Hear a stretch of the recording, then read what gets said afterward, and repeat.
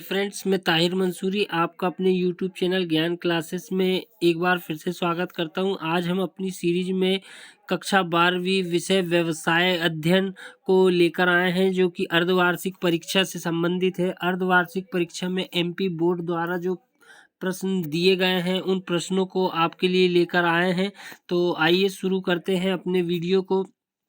आज हम आपको बताएंगे कि जो पेपर 2 जनवरी 2023 में अर्धवार्षिक परीक्षा होने वाला है उसमें कौन से क्वेश्चन आने वाले हैं। तो सबसे पहला जो सही विकल्प है प्रश्न क्रमांक 1 की प्रबंध का पहला कार्य क्या है। तो इसका जो पहला कार्य है वो है नियोजन। तो बा इसका आंसर होगा। प्रबंध का जो पहला कार्य है वो नियोजन होगा। उसके बाद प्रश्न क्रमांक 2 जो दिया गया, भारत में नवीन आर्थिक नीति कब लागू की गई है।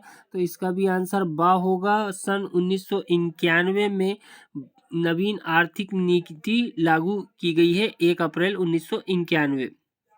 उसके बाद अगला जो क्वेश्चन दिया है, अधिकार अंतरण नहीं किया जाता है। तो अधिकार अंतरण किसका नहीं किया जाता है, इसका आंसर दा होगा। गोपनीय कार्यों का अधिकार अंतरण नहीं किया जाता है। इसके बाद हम अगले क्वेश्चन की ओर चलेंगे। प्रशिक्षण पर बल दिया जाता है। तो प्रशिक्षण पर जो बल दिया जाता है वो दिया जाता है व्यवहारिक ज्ञान पर, दा इसका आंसर होगा। इसके बाद पांचवा है संप्रेषण अंगूर लता के समान माना जाता है। तो इसका जो आंसर होगा बा आंसर होगा, अनौपचारिक संप्रेषण के समान माना जाता है। इसके बाद हम विपणन का कार्य नहीं है, छठवां विकल्प जो दिया गया है उसका जो आंसर होगा वो अभिप्रेरण होगा। दा इसका आंसर होगा। विपणन का कार्य जो है वो अभिप्रेरण नहीं है। उसके बाद हम अगले क्वेश्चन की ओर चलेंगे। प्रश्न क्रमांक 2 जो दिया गया है कि रिक्त स्थानों की पूर्ति कीजिए। तो नियोजन खालिस्तान के बारे में सोचने की प्रक्रिया है। तो इसका जो आंसर आएगा वो भविष्य आएगा।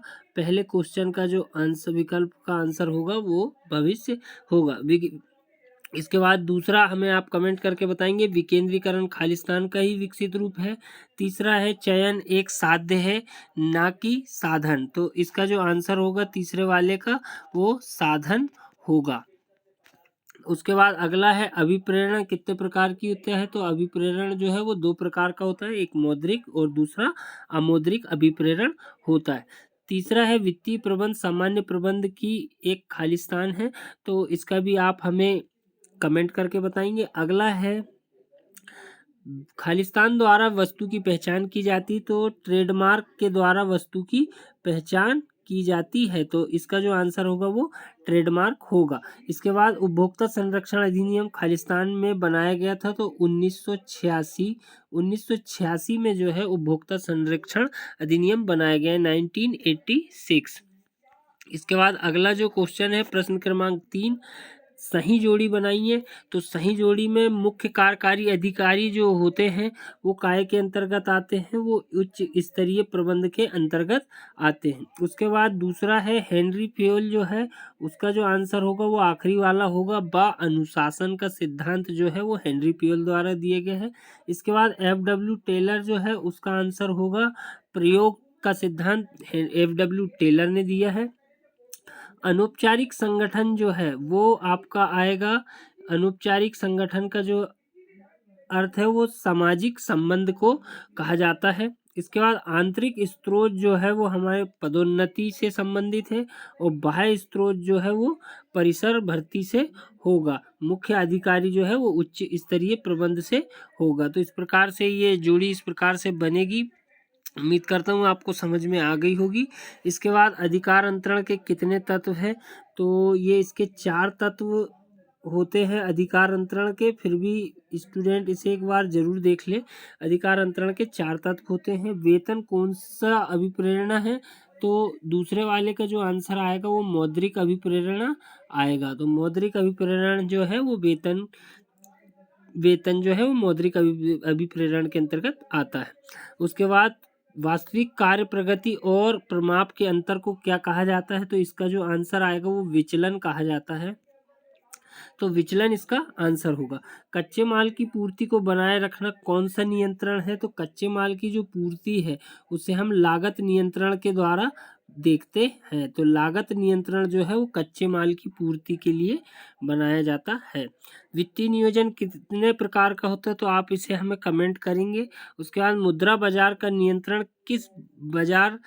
किस संस्था द्वारा किया जाता है? तो मुद्रा बाजार का जो है वो नियंत्रण किस संस्था द्वारा किया जाता है? तो इसका आंसर भी आप हमें कमेंट करेंगे। और देश का सबसे बड़ा स्टॉक एक्सचेंज कौन सा है?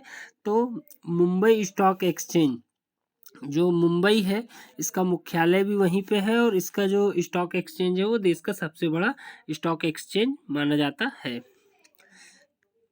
उसके बाद सत्य असत्य बताइए। तो जो पहला है कि भावी बजट जो है भावी अनुमानों पर आधारित होता है, ये सत्य है।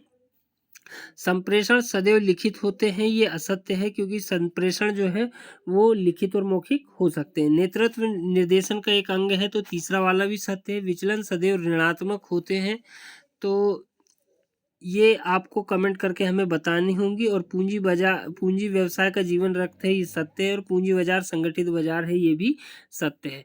तो उम्मीद करता हूँ आपको सही जोड़ी भी समझ में आ गई होगी। इसके बाद अगला जो प्रश्न क्रमांक जो दिए गए हैं, प्रश्न क्रमांक 6, प्रबंध एक गतिशील प्रक्रिया है। स्टूडेंट इन्हें स्क्रीनशॉट लेकर एक बार जरूर पढ़ के जाए क्योंकि ये बहुत इंपॉर्टेंट क्वेश्चन है। प्रबंध के 2 प्रमुख कार्य बताइए, प्रबंध की 2 विशेषताएं बताइए, वैश्वीकरण से क्या आशय है, उदारीकरण से क्या आशय है, व्यावसायिक पर्यावरण से क्या आशय है, निजीकरण के 2 लाभ लिखिए, नियोजन के उद्देश्य, व्यू रचना, अधिकार अंतरण। उम्मीद करता हूँ आप इन क्वेश्चनों को जरूर पढ़कर जाएंगे। इको मार्क स्कीम क्या है, उपभोक्ता संरक्षण अधिनियम के उद्देश्य क्या है। तो ये आज का हमारा वीडियो जो है ये इसी प्रकार से व्यवसाय अध्ययन के लिए बनाया गया है। हेनरी फेयल द्वारा प्रतिपादित सिद्धांत को लिखिए, भर्ती एवं चयन में अंतर कीजिए और विक्रय संवर्धन की किन्हीं 4 विधियों का वर्णन कीजिए। तो इसके बाद हम उम्मीद करते हूँ कि आपको ये वीडियो पसंद आया होगा, तो एक बार ज़रूर इन्हें पढ़कर जाए स्टूडेंट। मिलते हैं नेक्स्ट वीडियो में, तब तक के लिए धन्यवाद।